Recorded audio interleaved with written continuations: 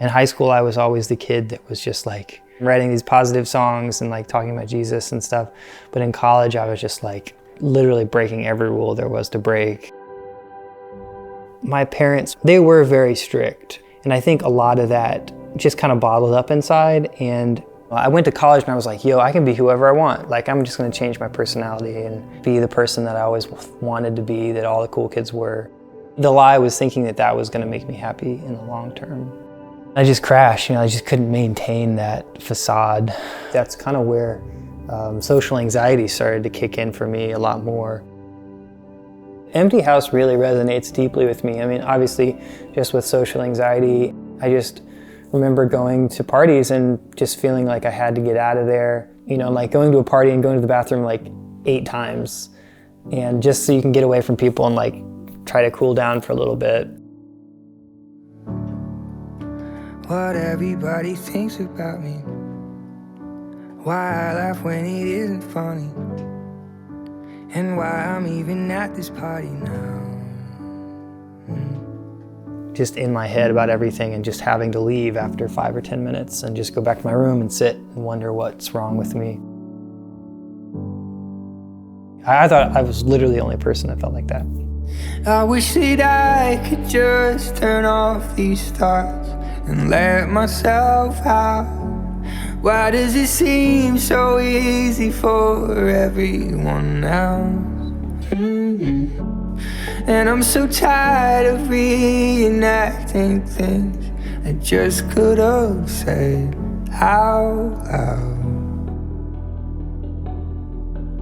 But I was busy thinking about.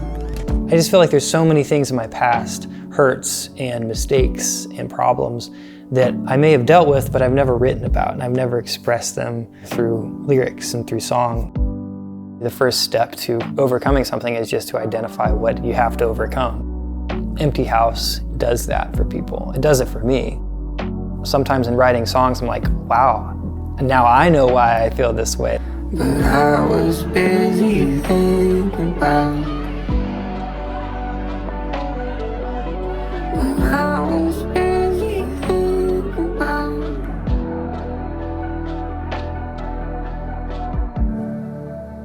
Get home and go sit in the kitchen.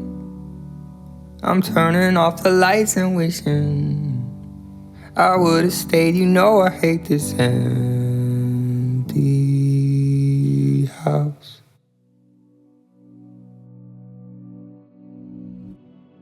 My family was just always really solid with the Lord. They just loved Jesus, and I think we grew up fairly poor. I remember times where we had nothing, like almost no food left and nothing in the bank, and my parents would pray. And I remember one time we went to the mailbox and there was like $100 or $200 in an envelope with no return address.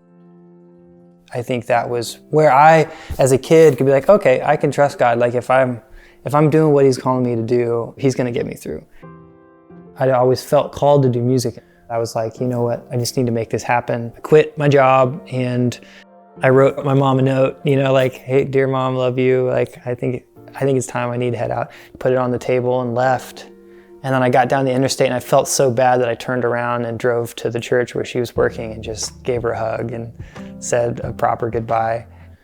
I literally just started driving to Atlanta, no place to stay, no money for a hotel, like no job lined up. At this moment, I was really kind of just falling back on the faith that my parents had, just as far as like, if you know you're doing the right thing, then God's gonna provide for you. For the first probably year or so, I couch hopped just from friend's house to friend's house. I started to find little gigs that I could play just doing like cover songs. I eventually kind of lined up some more steady gigs. I did get to a point though where I was like just staying at all these people's houses just because I wasn't able to make enough to do rent.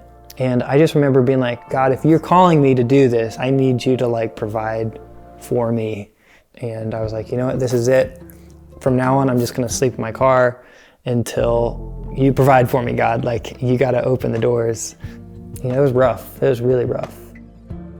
I'd saved up enough money at this point that I was able to buy some studio gear. I was finally ready to kind of just start working on an album for myself. I went on a little mini tour and then came back and found out that someone had broken into my place and stole everything.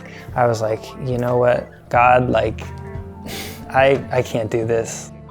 I think I was 26 or 27 at the point, and I was like, you know, still single. I'd just been at the grind for the past 6 or 7 years, just trying to make anything happen. And at that point, I was like, you know what, I'm just gonna go back home, I'm gonna pack everything up. So I literally just packed everything I had left into my car.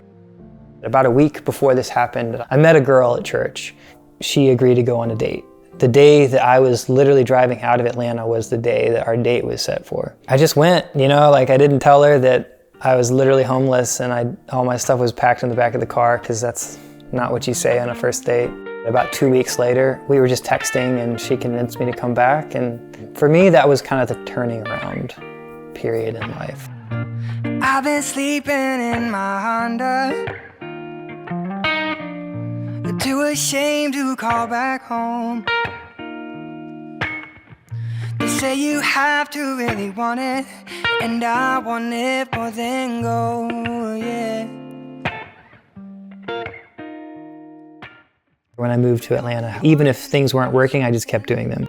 I just kind of switched vibes a little bit. Before I was doing more pop kind of stuff. That girl's an evil genius. She knows that she is my only weakness. And I just kind of switched over to focusing more on things that hurt. One of those things especially being social anxiety and depression and stuff like that. And that's really what I think turned everything around.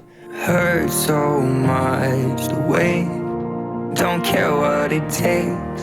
I pay for the plane, whatever. Can't do this today. Music is in full tilt right now. What I'm really excited about is when people hit me up, they'll DM me or text me and say, you know, I've always felt this way, but I never knew how to say it. And to me, that's the biggest compliment any artist can ever get. You just see people opening up about the hurt and the pain in their life, and I really, really appreciate the opportunity just to speak into their life and say, hey, you know, I've been in this situation, and there's a lot of other people that are going through the same thing, and there is a way out, and that there is hope. And then ultimately, if they're ready and if it's the right season for them, saying like, hey, you know, there's this guy named Jesus, and he's the one that's got me through everything. And that's my ultimate goal, is to point people to him. He's been the best thing for me, so why wouldn't I recommend that for you?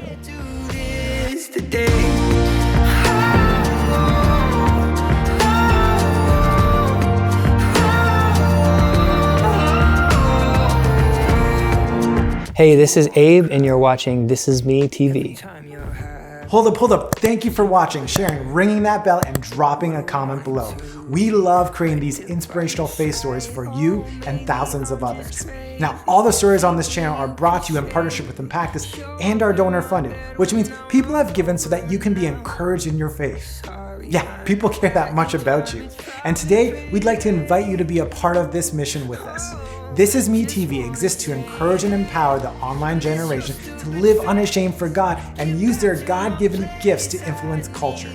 We do this by creating stories like the one you've just watched. And to date, we've had over 1.8 million viewers watched and be encouraged in their faith right here. It's mind-blowing to see how God has and will continue to use This Is Me TV. So would you be willing to join us today and help us equip this generation for a life of purpose and godly impact? The link's below, or head on over to impactus.org. Much love from us all, and thank you so much for considering this partnership.